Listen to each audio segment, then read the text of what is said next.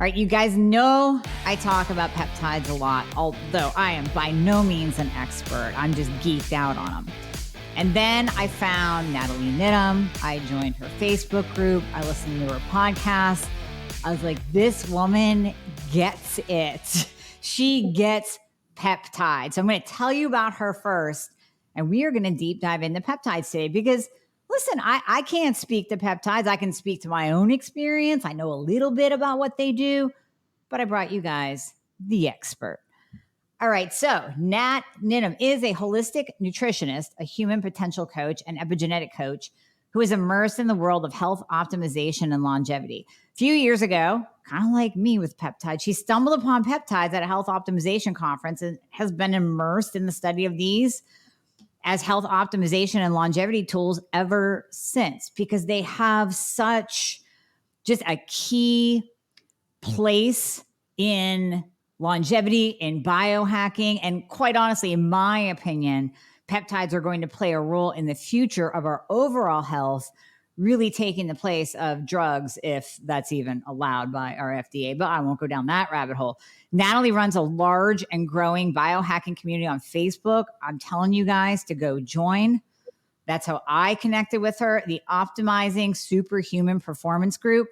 And she's the host of the Biohacking Superhuman Performance podcast, and she works one-on-one with clients. So just as of today, Nathalie's biological age is a full 9 years younger than her chronological age, with telomeres matching someone 23 years younger. I'm going to do that test soon.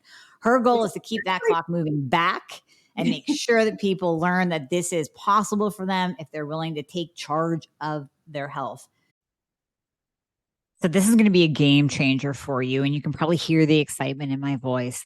The latest introduction, the latest member of the family to the Fixer line is Metabolism Fixer. And this, oh my God, I formulated this just for all my people out there that need to lose weight, that need help in the weight loss department, that can't lose weight no matter what they do, that feel like they have a slow metabolism, and that might be thinking of trying all those peptides out there, you know, the Beverly Hills soccer mom drug of choice for weight loss peptides. Or even if you're on them already and you're like, man, these are really expensive and I'm still not losing weight, add in Metabolism Fixer. Here's what I did. I took the power of T2, which increases your basal metabolic rate while you are sitting there watching Netflix. You're burning fat while you're watching Netflix. I combined it with a very unique patented ingredient called Suppressa. Suppressa has multiple clinical trials backing its efficacy in reducing your appetite, decreasing snacking, and providing way more control over your food intake. It is amazing. We also see improved emotional well-being, just decreased food cravings all around, reduced hunger, and weight management.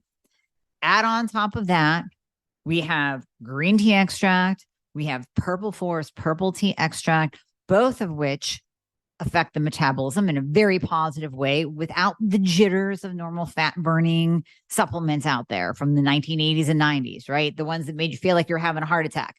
You will not have that in any of my supplements, Thyroid Fixer or Metabolism Fixer. But Metabolism Fixer, ooh, yeah, we kicked it up a notch. It is in powder form, so you can drink it through your day. It's going to flavor your water. We got Orange Crush and Refreshing Citrus. I love them both. It is going to keep you under control all day long. So you throw a couple scoops in your water bottle in the morning, throw a scoop or two in your water bottle throughout the day. You will have fat burning and appetite control the entire day for what? An eighth of a price of the peptides? Oh my God, you can't go wrong. So grab some Metabolism Fixer today. Please let me know how you do on it. I am super excited for you. Super excited.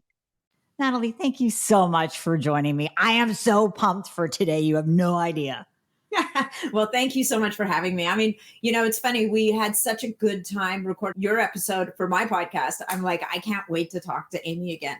But one correction is my biological age, actually, it's 14 years younger. Can you believe it? Like, I was just like, oh my God, this is so exciting. So it's crazy. So everything you're doing is working, because when you wrote your bio, it was 9. Now you've pushed it back even further. Well, no, I think what actually happened is the testing company that I used, which is True Diagnostic, they rejigged their algorithm. And so they did it working with, I'm forgetting her name, but she just wrote a book, or she released a book not that long ago.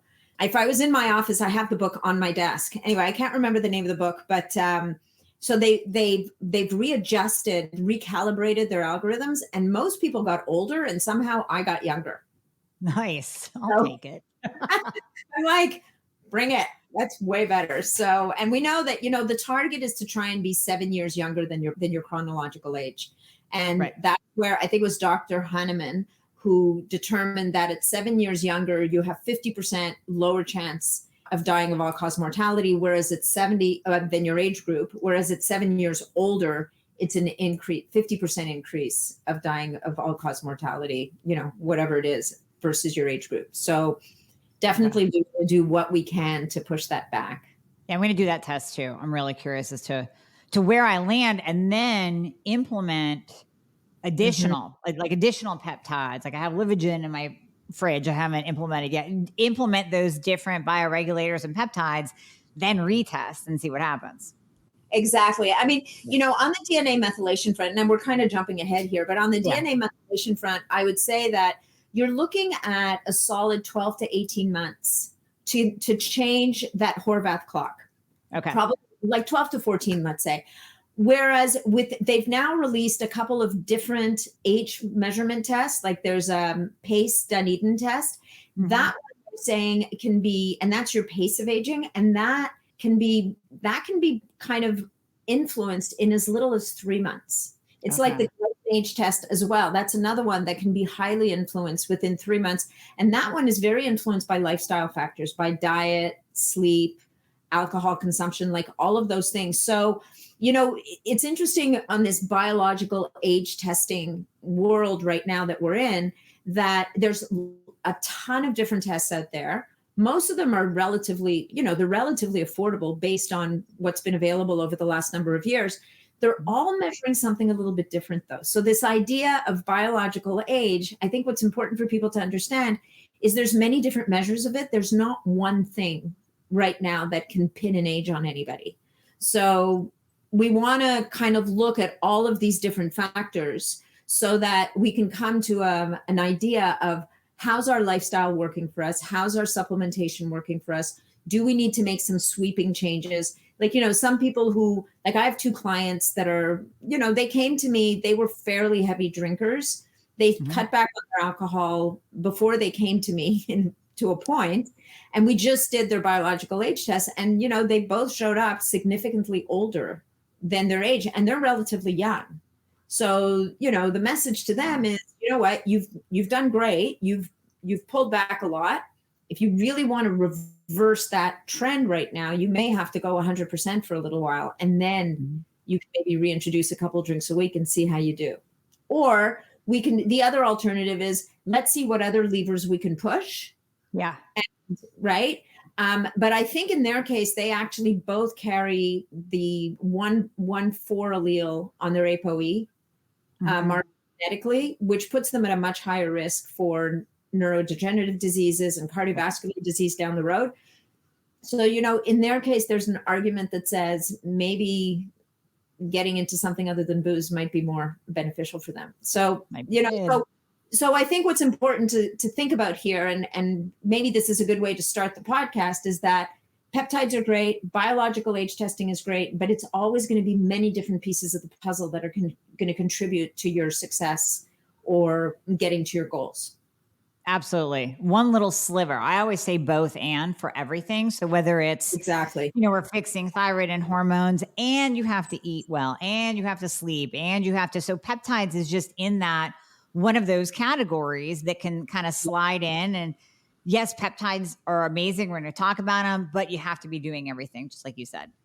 Yeah. Yeah. No, So let absolutely. And exactly. And the thyroid piece and the hormone piece, like it's so important, right? So, so you're giving let's say you're trying to give the body a signal to do more and be more. And meanwhile, your thyroid's like dying the death of 1,000 because your adrenals are pooched and and your nutrients aren't there and the whole 9 yards. And your body's like, I'm trying, man. It's just, I can't do it. I don't have the machinery for it.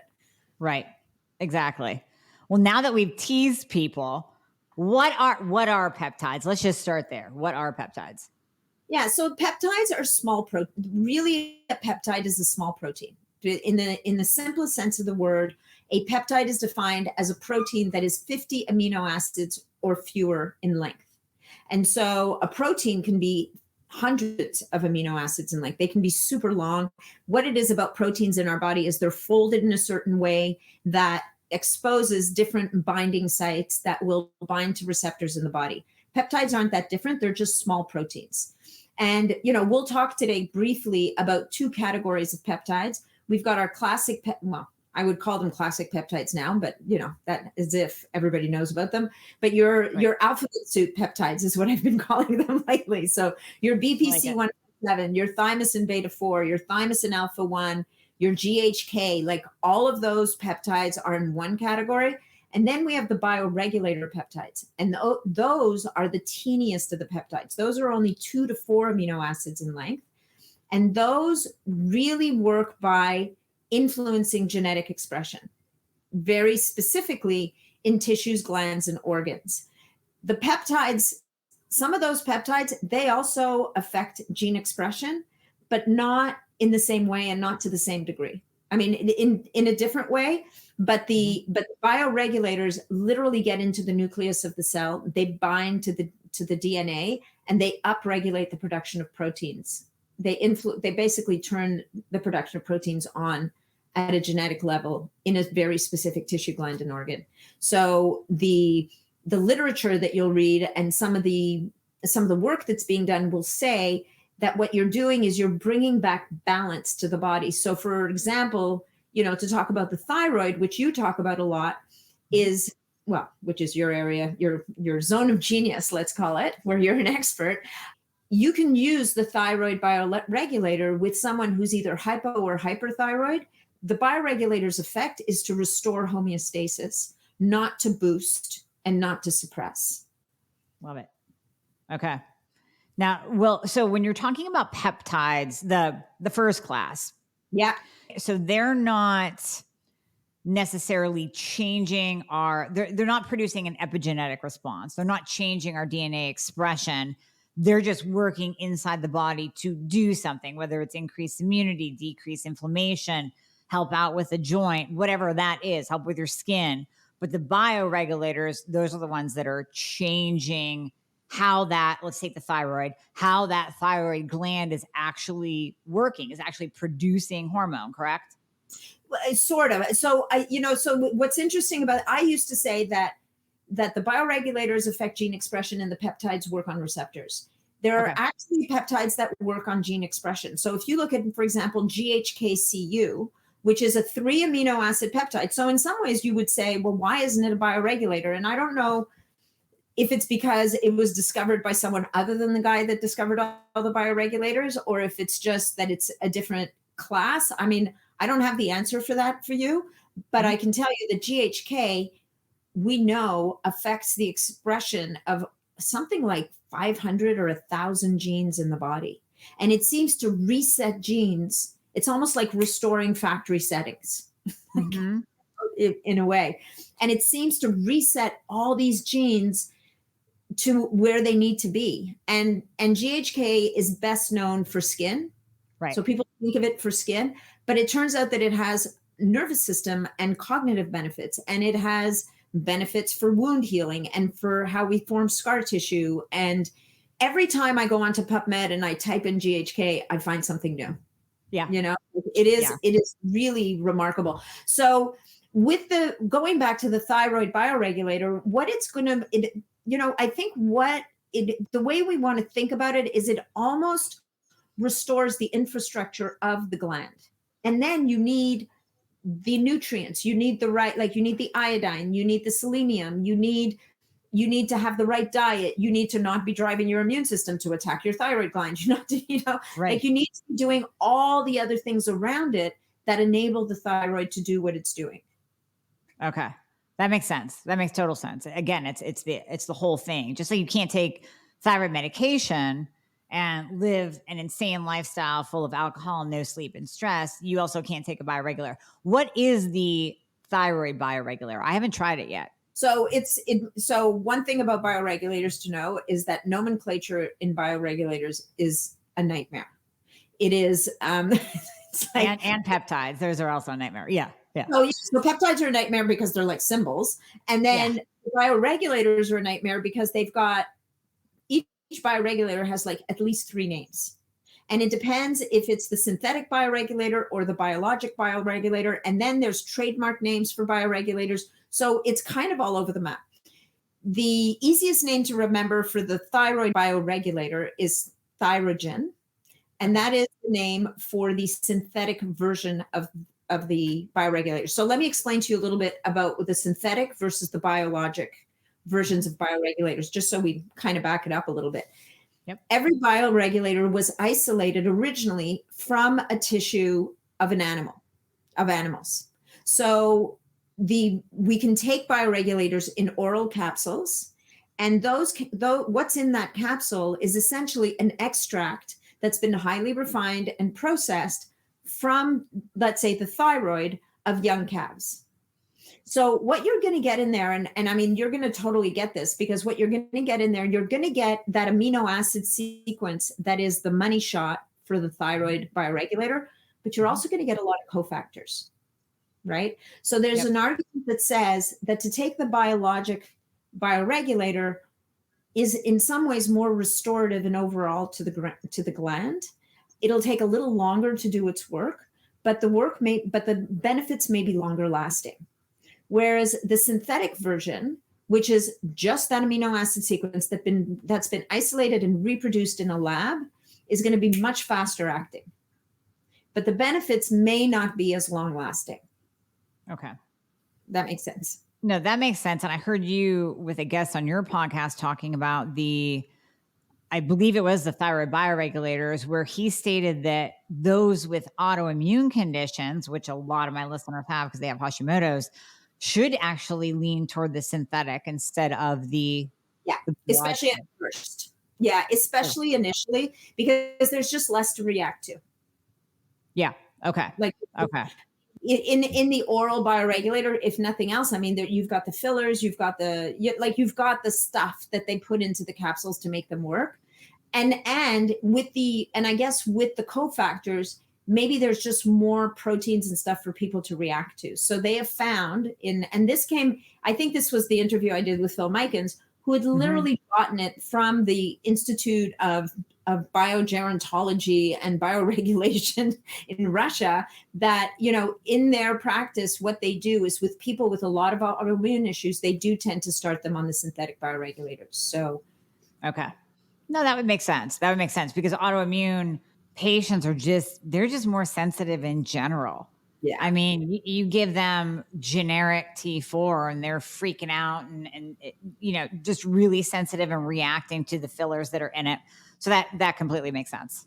So some of the things people need to know about bioregulators is they take time, right? Like think about what you're doing here. Generally, they take time, right? Mm-hmm. Think about what you're doing here. You're kind of like restoring function. It's going to take some time. Having said that, there are certain ones where I've literally seen very interesting effects show up pretty quickly. And those would be the pineal gland bioregulator. So that is apitolan. And if there's one bioregulator that more people have heard of, I'm not going to say everybody, but more people, it would be apitolan because it affects the pineal gland. And the wow factor on the pineal gland bioregulator, going back to our conversation when we first started this podcast, is that one of its superpowers is that it seems to have the ability to activate telomerase. And telomerase is the enzyme that prevents the shortening of telomeres on the ends of your DNA. So if we can help to protect those telomeres, then we're in good shape to enable our DNA to have kind of like a longer lifespan, right? Now, it doesn't mean you're going to live longer. As much as the person who discovered telomeres won a Nobel Prize, and people were very, very hopeful that just through telomeres we could extend lifespan and health span and the whole 9 yards. Turns out that certainly having longer telomeres is better than having super short telomeres, but the jury is still out on how impactful they are in the short term, right? So, for example, when you look at a bunch of centenarians, or there was a study where they looked at a number of centenarians, and they noticed that, yes, they had longer telomeres than average, right? So they had telomere length consistent with that of, let's say, a middle-aged person, and yet 2 weeks before they died, the telomeres just shortened right up. Oh. And so what we don't know is, did they die because the telomeres shortened, or did the telomeres shorten because they were dying? Like, it's a very chicken or the egg kind of thing. But again, longer telomeres is better. The other superpower of Epidolon, and I will tell you that Epidolon is I call it my desert island bioregulator. If I could only have one, it would be that one. Because not only does it affect telomerase positively, but it also, it's the master endocrine regulator. So it's really important for the entire endocrine system. And so it often will provide the underpinning of almost any protocol that people will run using bioregulators. The third thing is that it resets your circadian cycle. And so Epidolon can be really helpful for people who've got massive sleep issues. Now, what I would say is you've got to be doing the work, right? So you can't just take Epidolon and think, oh my God, this is like a sleeping pill. I'm going to sleep like a baby. Yeah. If you're going to use Epidolon and you want to affect you want to restore your circadian cycle, then you got to work to restore your circadian cycle. That means you're going to get up in the morning and you're going to see the natural light. You're going to stop wearing sunglasses during the day unless you're driving into the sunset. You're going to try and get away from artificial light at night. Like, you're going to you're not going to eat an hour before bed or 2 hours before bed. Ideally, for the love of God, you're going to not watch the news as you're falling asleep. Yeah. Right. So you're going to establish good sleep hygiene. And now you're going to bring in this player. You may still use melatonin, although it does normalize melatonin production. It was shown to normalize melatonin production in elderly adults. It will help to do that, but you're going to have to kind of lean into that work, because this is what you're trying to establish. I'll give you another example of a young woman who I work with who hadn't had a cycle for, I think she said almost a year.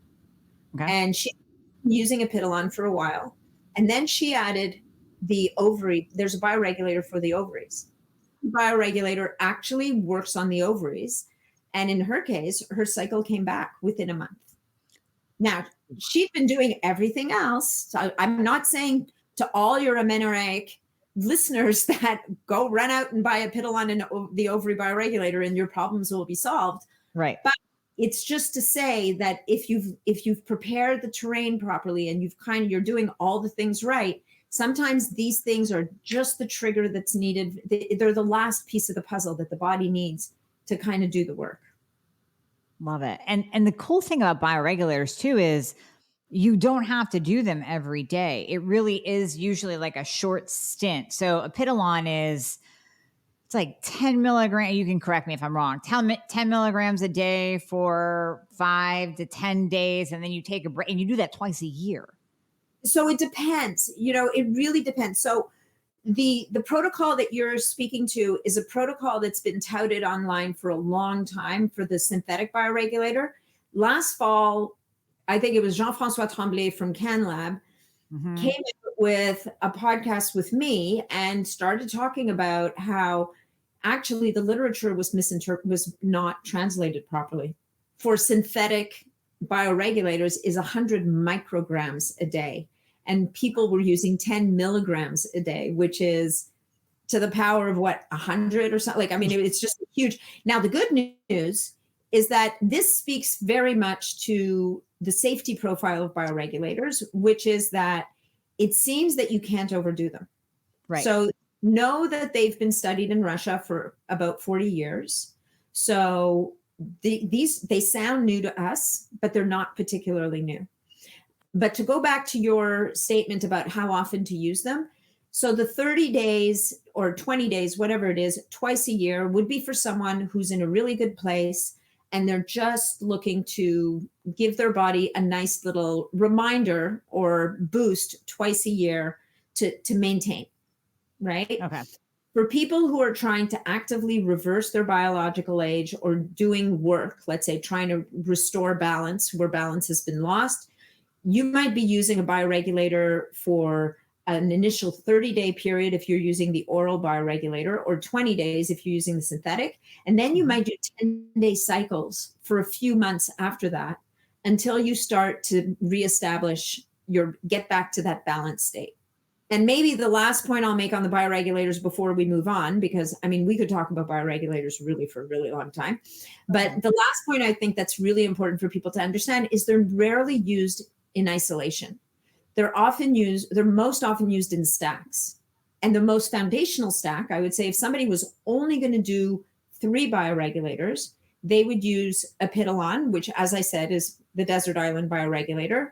Yep. They would probably use the blood vessel bioregulator because we know that circulation is so critical to everything in the body, right? Mm-hmm. So anything that's going to help to restore the health of our vascular system is going to be bomb.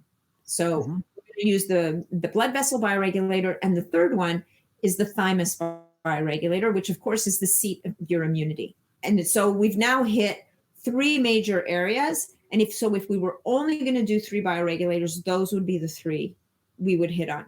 And then after that, there's about another 18.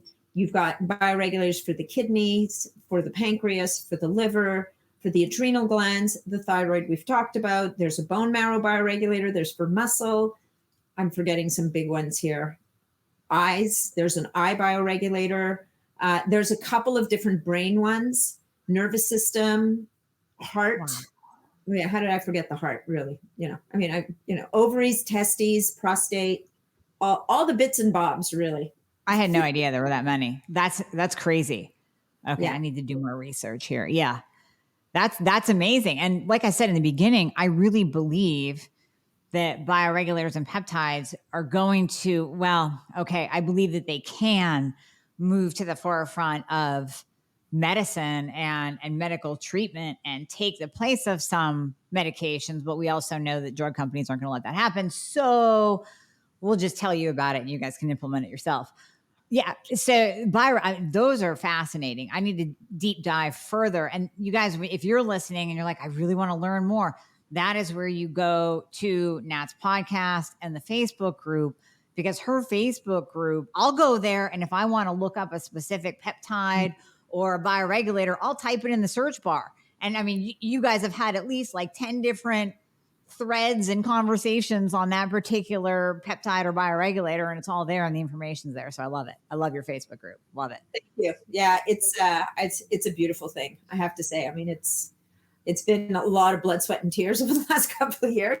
But yeah. But one thing to say is if people join the Facebook group, and I know people don't like getting their email or joining newsletters. I mean, I'm pretty respectful with my newsletter. It comes out every 2 weeks.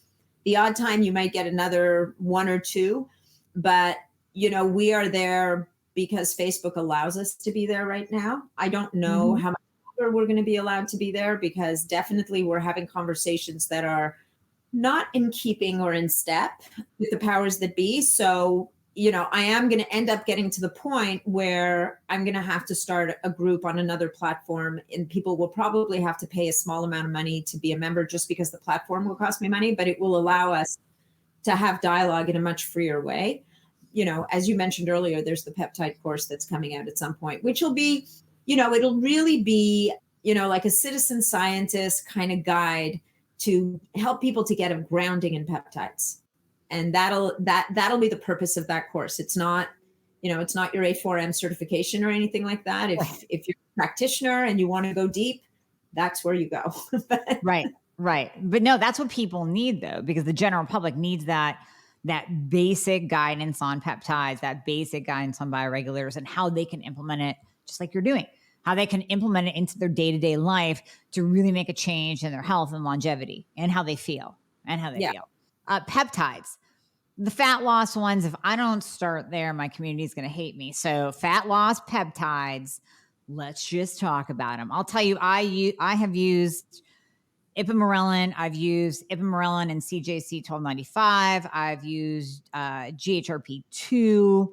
I have not used semaglutide yet, but I have a patient using it now who's getting a lot of nausea. So we're actually referring back to your group and seeing what people are saying. I'm like, oh, you might want to go down in the dose and then hold that. And then wait, you might want to go up in the dose too. So let's talk about the fat loss peptides. For sure. So the first few that you mentioned, the CJC 1295, the ipamorelin, the GHRP2 and GHRP2, GHRP6 are kind of like first generation. These are all growth hormone secretagogues. So what these peptides do is they stimulate the body's production of growth hormone. Now, these are really interesting peptides, right? Because if you can restore your growth hormone levels to where they were when you were younger, to begin with, massive anti-aging benefits, great for the skin, great for the brain, actually really good to restore function to the thymus gland, believe it or not, and also supports lean mass and supports fat loss. Now, before everybody runs out and goes to buy them, there's a few caveats. Number one, they seem to work much better for some people than for others. Like some people are high responders. You'll see that in the group. Like there's people who are like, oh my God, I've used this for a month. My belly fat's gone down. I'm leaner. I'm cut. Everything's amazing. And then you get other people using it who are like, I got nothing. Nothing. Like, or then you get people like me who break out into hypes. So, which I'm really annoyed about, because just if only for the anti-aging benefits, I think the growth hormone secretagogues are amazing. And in addition to the fat loss. So you kind of have to try them out. Maybe a couple of caveats. If someone has active cancer, of course, we're not going to want to stimulate the release of more growth hormone. Right. So that's something to keep in mind. The way that we also know the growth hormone is a double-edged sword. Too little is no good because we can't repair and restore. Too much, and it's going to age us faster, right? It becomes pro-aging at too high a level for growth hormone. So the problem is the growth hormone is really hard to measure. What we do is the best analog that we can find for growth hormone, as you know, is IGF-1. And so it's a good idea to work with a practitioner and to keep an eye on those IGF-1 levels. And when they start to creep up a little too high, you're going to want to back off, take a break. I would say that for all these peptides, cycling them is key. Yeah. Cycling is key. And people will say, well, the other effect of growth hormone secretagogues that people really get very attached to is they're really good for sleep. Sleep, yeah. And it's funny because if you sleep better, then your blood sugar is steadier the next day. And then you don't eat as much junk, or your blood sugar doesn't go as sky high as it would have otherwise. So, there's definitely a lot of reasons why they help to support better body composition. But you've just got to be mindful, watch those IGF-1 levels. I typically will say to people, you can use them maybe for 8 to 12 weeks and then take a break. It's a good idea to know what your IGF-1 levels are as a baseline, and then to remeasure them after the 12 weeks. There's literature that says that they'll take people off the growth hormone secretagogues and they'll see those IGF-1 levels stay pretty steady for a month or 2 months. Don't get too attached to them. There's a lot of practitioners that would advise using them 5 days on and taking 2 days off a week. And that's primarily the receptors a break so that they don't get kind of desensitized, if you will. That desensitization of receptors, though, is more prevalent with some of the first generation bioregulators. The CJC ipamorelin, it's a little less, but still, I think it's a good idea, and it's to be cautious and to go 5 and 2, and to probably after 12 weeks get a measure on that IGF-1 to make sure you're not pushing too hard. And if you ask your doctor for IGF-1, you're going to get just the weirdest expression ever, because they're not going to have a clue unless they're a specialist. So just go get it yourself. Go to Alta Labs if you're in a state that can do Alta. I know Canada, it's kind of hard to get tests for yourself. I know you can go private, right? You can go private. Vibrant Labs, I think, is going to be starting to operate here, and that'll be an interesting game when they launch in Canada. Like, they're just kind of revving up their machine. I had a call with them last week. So the options are coming up, and there are doctors and naturopaths here who are more open-minded. And so if you can find someone, then definitely they'll be able to help you out. So anyway, so we're a little, AOD 9604 is another growth hormone secretagogue that a lot of people talk about for fat loss. And AOD stands for anti-obesity drug. And so you would think it, but the problem with AOD is it works really well on bunnies and it doesn't work that well on humans. It works on about half the people. Okay. So it's a really interesting peptide. What's cool about AOD 9604 is that at some point, somebody figured out that if you take AOD 9604 and mix it with hyaluronic acid and you inject it into a joint that's injured under imaging in a doctor's office, by the way, this is not do it yourself at home kind of business. Right. To be clear. It helps to restore collagen. It seems to help to restore collagen. And certainly to reduce pain and restore function. So I'm not going to say that I can't come out and say it regrows collagen, but it seems to be very beneficial. On to semaglutide, which is Ozempic. So this is where Big Pharma has stepped in. So Big Pharma has their eye on peptides. Like, let's not kid ourselves. Pharma's smart. They're looking for things that work also. Yeah. And semaglutide is a category of peptide called a GLP-1 agonist. So GLP-1 is something that is secreted naturally in your gut when you eat. The problem is it's gone within 20 seconds, like very, very short half-life. And what the drug company did, who created Ozempic, and there's another version of it called Wegovy, I think, is that they managed to extend the half-life of that GLP-1 agonist to like 4 or 5 days. So now all of a sudden we have a compound that has a half-life of like most of a week, and that has massive effects both on the brain and on the gut. And so on the brain, it affects your satiety centers positively. It reduces your cravings for food. It reduces your appetite altogether. It increases your resting metabolic rate, so your burn rate. On the gut level, it helps to slow down gastric emptying, which means you physically stay fuller faster. But it also has benefits for the heart. It has benefits for the kidneys. It has benefits for the lungs. It helps to improve your insulin sensitivity.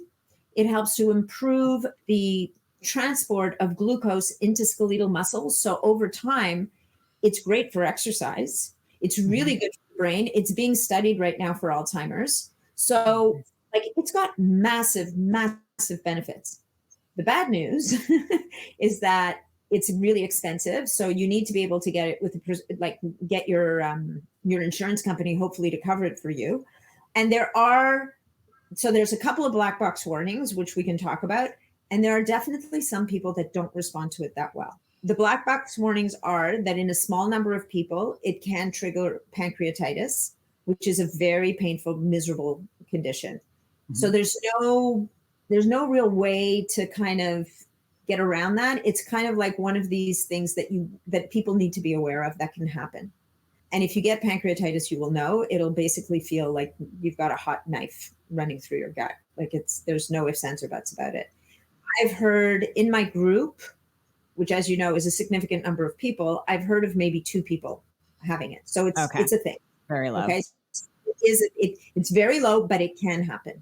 The second black box warning is for a very specific type of cancer of the thyroid, which is medullary thyroid cancer. Now, it's only been observed in rats. It's never been seen in humans as of yet. I asked somebody once why they thought that might be, and it's just a theory.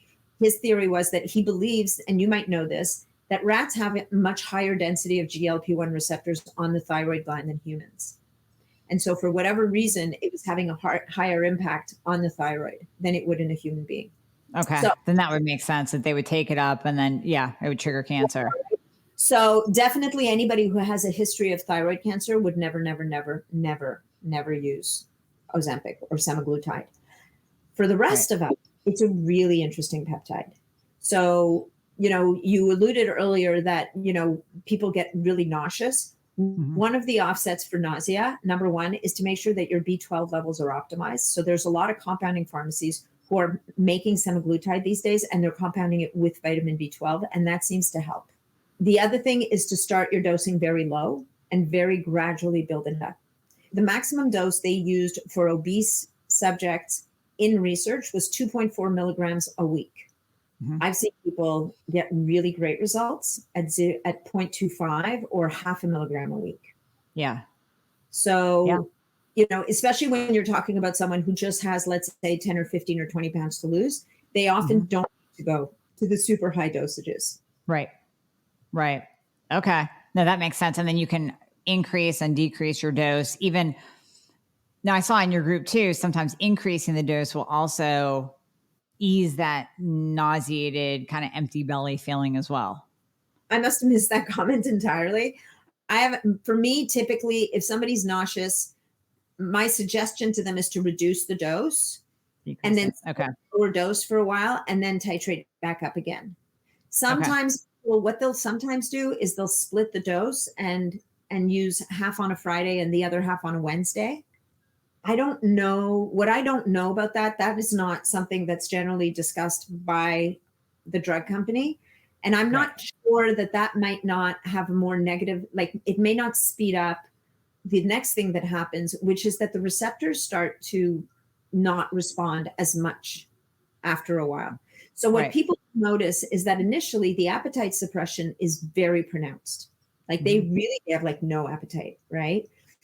And so you want to hit that point where your appetite is low, but you're not nauseous, right? So there's that sweet spot.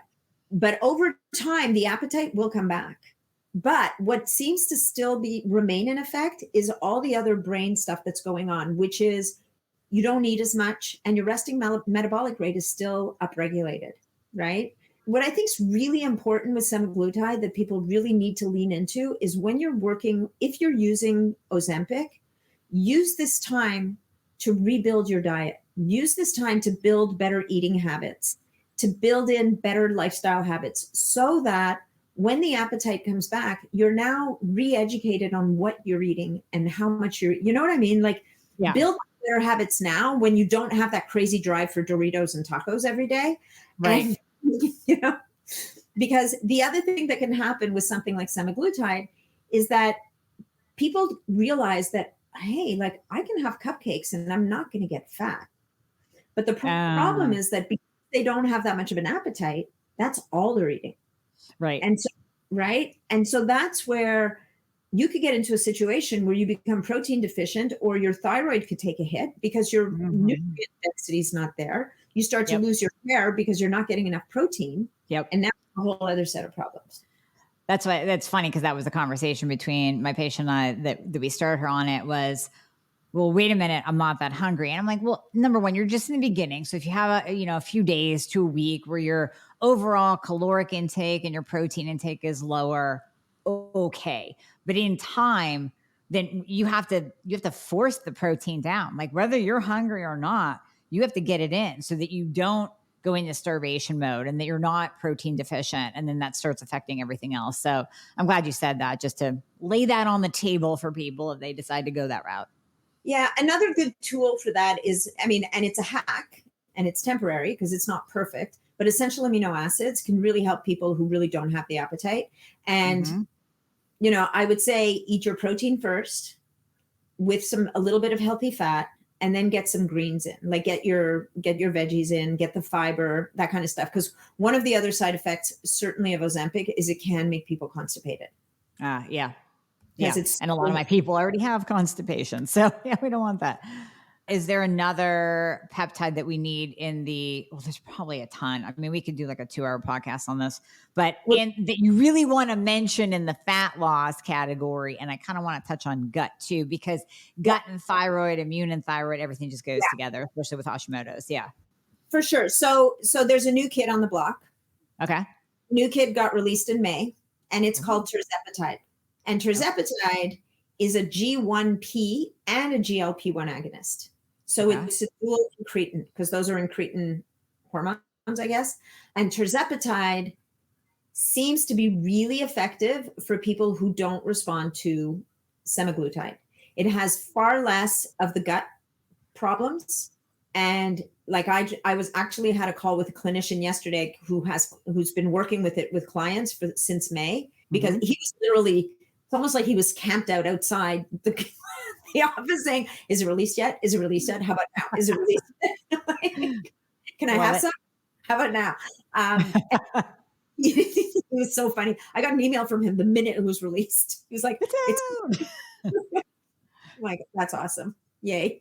But it seems to have a lot of promise. Now, again, they've been studying it for a couple of years. So it's not like there's no data behind it, but from a clinical perspective on the street, it's only been around for about 5 months, but definitely the initial feeling is that it is a beautiful option.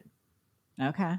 I like it. That's exciting. I'm gonna have to dive into that, read up on it. Yeah. Without the nausea, all that kind of stuff. Beautiful. Is he seeing results? Do you know? Did he say that he's actually, noticing weight loss with his people that he's trying on? Yeah. So we had a common client. Like I collaborated with him on a client for a while, and now she's just working with him because he's a doctor. But she had completely plateaued on the semaglutide, like nothing was moving. She switched over to tirzepatide. She dropped another 15 to 20 pounds. Like, just came right off. Beautiful. So it's pretty impactful. Oh, I love it. I love it. I'm going to insert this now because I fear that I'm going to forget it at the very end when we're wrapping things up. And this is more for saving my ass. Everybody is going to ask, where can I get peptides? Are they prescribed? How do I do it? How do I reconstitute it? How do I use this thing? It's in a powder. That is an area that, I don't know. Do you want to explain this, Nat? Because I sometimes get into, I'm like, okay, listen, there's doctors that can prescribe peptides, and then there are research peptide facilities. All of us, all the people in our space, we buy it from the research facilities. And I want you to actually tell the one that you like. I love Jean-Francois Tremblay. I didn't say his name right. It's very French, and I need to get that French accent when I say his name. But he is freaking genius, and he has his own peptide research lab place that you can buy, Can Labs, and I know you have an affiliate code too. So I want you to tell them a little bit more about that area peptides, and then we'll jump to the gut. For sure. So yeah, so number one, I would say that every day that passes, there are more doctors and functional medicine doctors that are jumping on board. So there's definitely, I interviewed a guy last week, a neurologist. He came across BPC 157, which we're going to talk about shortly. Yep. Instead of, there's two kinds of doctors in the world right now. You got the docs that hear about peptides and are like, yeah, whatever, no time, didn't learn about it in med school. I don't have the time, space, or bandwidth to go there. I'm not not going there. And then you get other doctors who are kind of like, wait, what? What did you say? Yeah. What did it do? And so those guys are just diving in head first. So know that there are an increasing number of really qualified doctors, nurse practitioners, naturopaths, who are really kind of delving into peptides. I mean, people like you, Amie, I mean, at the end of the day, you heard about peptides and you're like, okay, I'm going to educate myself and see how I can leverage this in my practice. So that's number one. Number two, we mentioned, I don't know that we came out and said it, I am not a doctor, right? So what you're getting here is the biohacker, citizen scientist, health coach's point of view of this stuff. A lot of it I've learned from a lot of these other medical doctors. I did a certification course with Apeiron way back, and I will, most likely be doing my A4M in the next little while. But to some degree, I don't prescribe peptides. And so this podcast is for information purposes only. Exactly. Exactly. Know this, and when it comes to people who've got serious health conditions, and I know that there's a reasonable chance that peptides can help them, I'm like a referral machine. I'm sending them out to the docs and the nurse practitioners and the naturopaths that I know who can really sit down and lean into this, because when we're getting into disease states, it's complex, right? There's lots of mechanisms at play. And you will notice in my group, one of the questions that comes up the most often is there a peptide for fill in the blank, right? And my answer is almost always, you will not find the peptide for until you understand why, right? Is this just a symptom, or is this a root cause? Because until you dial it back and you get to understand why is this problem showing up, we can't know if a peptide is going to help. The peptide that might break the rule here a little bit is, I think, the one that you want to talk about next anyway. Yeah. Oh, and I actually, no, wait, I'm getting ahead of myself. We'll go back to that. You asked about the research labs and where to get peptides. So yes. My favorite research lab, and I'll tell you why, is CanLab Sciences. And I guess you'll put the link in the show notes. And there is a discount code people can use, like people in my group use it. It is an affiliate code. It's OSP15. That lab, to me, stands head and shoulders above the rest because I know that they're sourcing all of their starting materials from the US, and everything that they sell is synthesized in their lab by their biochemist, who himself is a full-on rock star. If you have rock star status for biochemists, this guy would be at the head of the pack. He's amazing. There are other good quality research labs. I would stay away from anything that has the word swole in it, or anything that has really crazy graphics. Typically, you're getting into a world where you can't tell what you're getting from looking at it. It's a blind item, right? Yeah. So there's been a lot of instances. Like I remember what the very, very beginning when I got into peptides, when I started my group, I started it with another guy. And he said, Nat, I just found BPC 157 for $6 a vial. I'm going to buy 30 vials. And I'm like, amazing. That sounds wild. Let's do it. He went first. And 30 seconds of injecting himself, he was covered in hives. So we don't know what was in that vial. We don't know if it was contaminated BPC 157 or if it was BPC 1, or if it wasn't even BPC 157. But the truth of the matter is you've got to be very careful. If you're going to take matters into your own hands, which I'm not saying that you should, but if you did, you got to be really rigorous. You got to be smart. You got to, get out there, ask people. If you get into a group like mine, I have a list of trusted peptide suppliers that I support. The one that's not on that list is Peptide Sciences, which is in the US. I will say they're pretty good, but I've also had people say to me that sometimes it can be uneven with them. So I don't think they've got a big lyophilizer in their office. I think that, these guys are doing everything that they can to source good quality product, but they are sourcing it from other places. Yeah. And then compounding pharmacies, of course, are getting into the peptide sphere.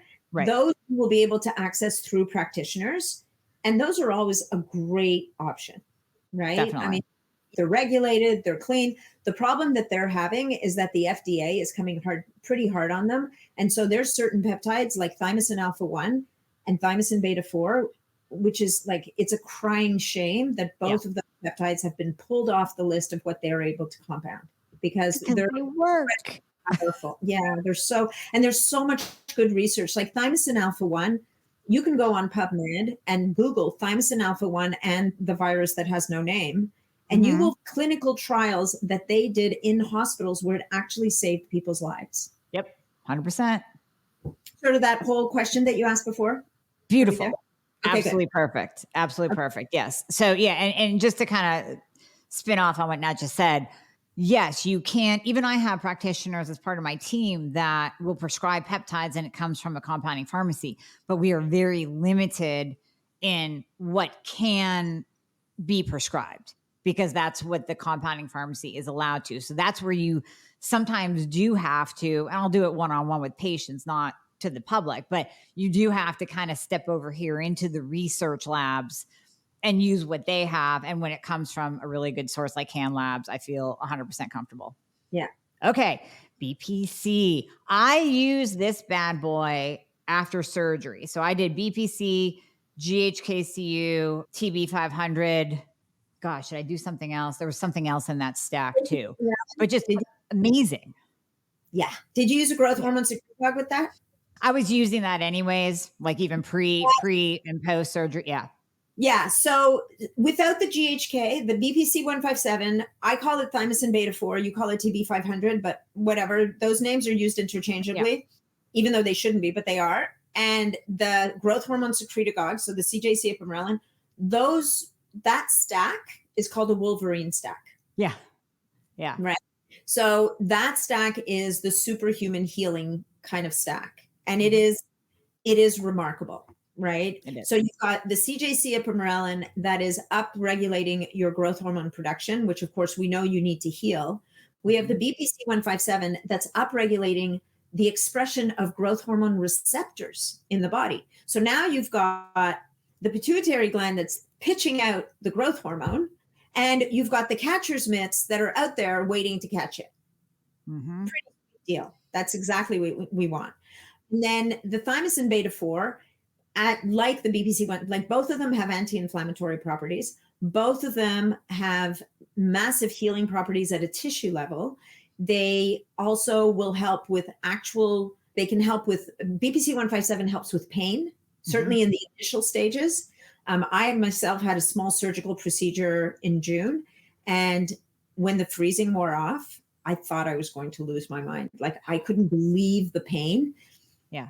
I was using BPC 157. Like, I was actually at that point, I was topically using BPC 157, GHK, and a fragment of thymosin beta 4. And it took about 5 hours, and I was fine. Yeah. It was the weirdest thing, Amie. I couldn't believe how quickly that resolved. Now, it was a very small incision. I'm not saying that if you have something amputated, you can just pour this stuff on. Your pain's going to go away. But it was, to me, it was shocking, right? Now, the stack that you described with the addition of GHK is also, and why I use GHK is because where I had my incision, I was told it was going to scar really badly. And GHK can be really, really good at tissue remodeling. And so it can help to minimize scarring. And I would say that, I'm not 2 months out yet, but the scar it's minimal. Okay. It's a little red line, and, there's a tiny bit of a ridge, but it's quite little. So I think it worked. That's fantastic. Yeah, definitely. So, but I mean, maybe dialing back to the BPC 157, because at some point people are going to have to go eat dinner and do stuff. So if Epidolon is my desert island bioregulator, BPC 157 is my desert island peptide. Yep. Some people would pick TB4. I would too, except I don't react well to TB4. I get hives from TB4, just like I get hives from CBC. Damn it. Yeah. All the good stuff, Nat. All the good stuff. I know, but I have BPC.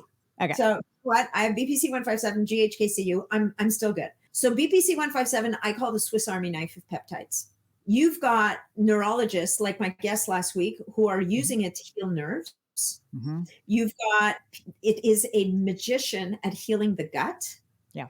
So people with leaky gut. Now there's a new kid in town on the gut healing front, and that's called lorazepam, which is another peptide, but it's harder to find. BPC 157, really beautiful at helping to heal those tight junctions, which is such a big issue with people with thyroid issues, right? You got leaky gut, things are passing through that shouldn't, immune system goes into overdrive, bad things start to happen.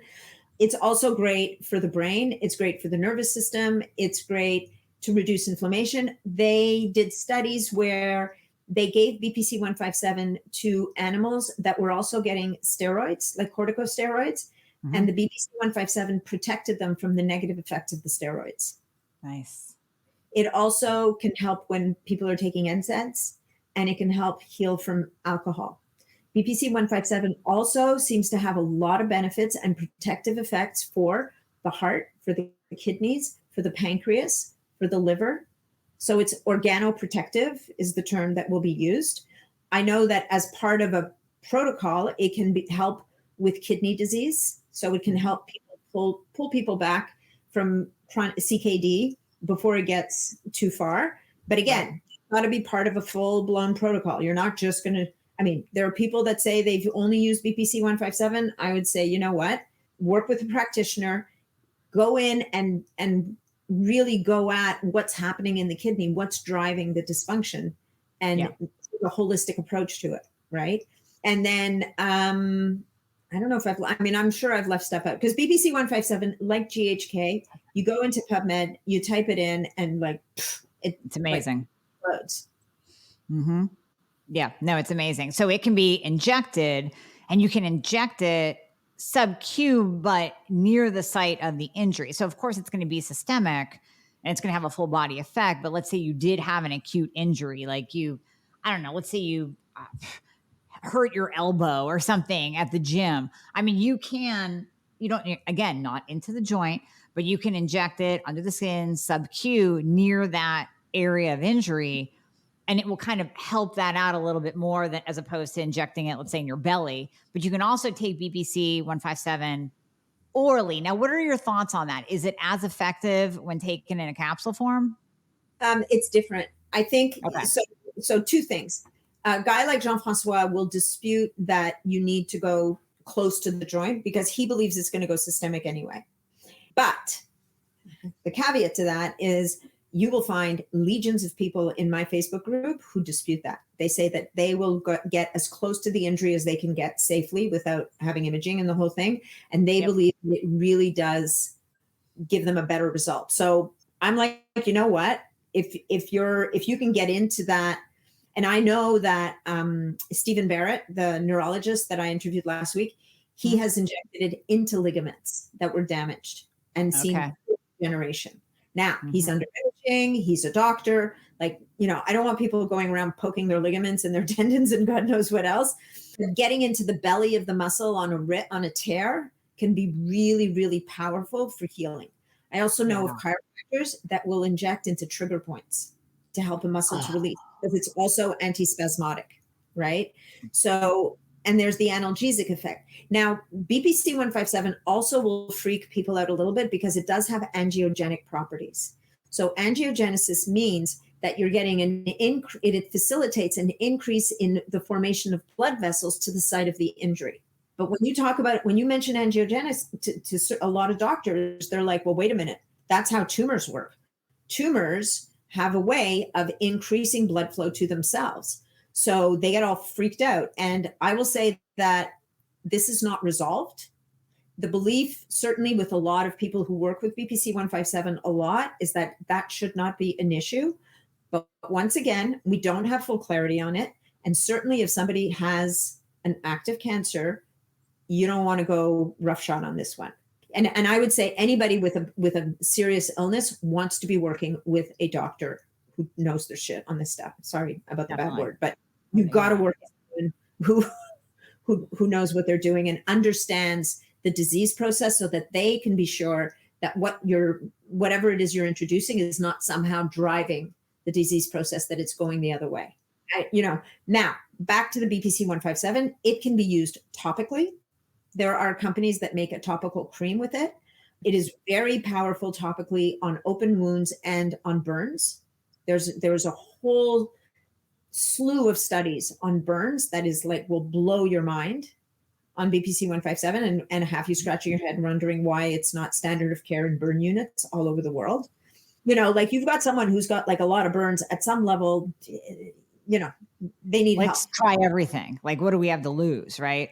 Yeah. And I mean, the problem is they've got their protocols and they've got their standard of care procedures. But anyway, maybe there's somebody out there studying it on humans. I don't know. We need to be fair about these things. But it can be used topically, both out of the vial and or with a cream. It can be used intranasally in some cases. Some people find it great intranasally.